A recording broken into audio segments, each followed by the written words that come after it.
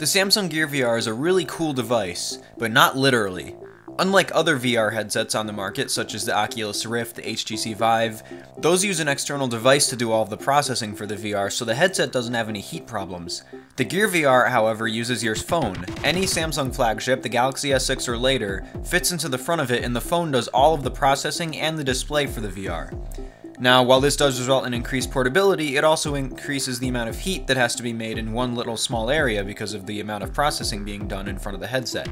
So I'm going to show you how to prevent it from overheating, because when the device overheats, it stops working properly and it's really annoying.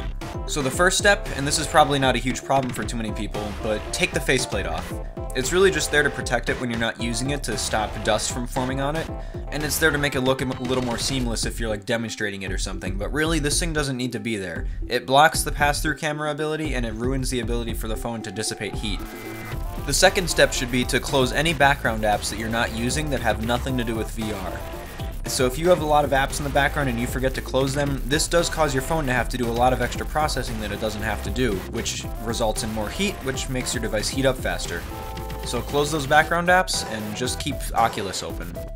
Step 3 is to turn off any settings that you don't need. So for example, if you're using a wired headset, which I do recommend you do use since not only do they sound better, but they let you turn off more settings, just turn Bluetooth off. If you're not using Wi-Fi, which you actually should be because a lot of the stuff on there is online based, turn it off. Turn off any settings you don't need, and that'll help the device stay cool. The final step is to simply go into the Gear VR settings, turn the brightness down to about 70% as opposed to 100%, and turn Do Not Disturb mode on. I'm not really sure why these two things help so much, but they really do help when it comes to overheating. So there you go. With these quick and easy steps to follow, you should be able to enjoy your time in your virtual reality without feeling the need to smash your only portal into it into pieces.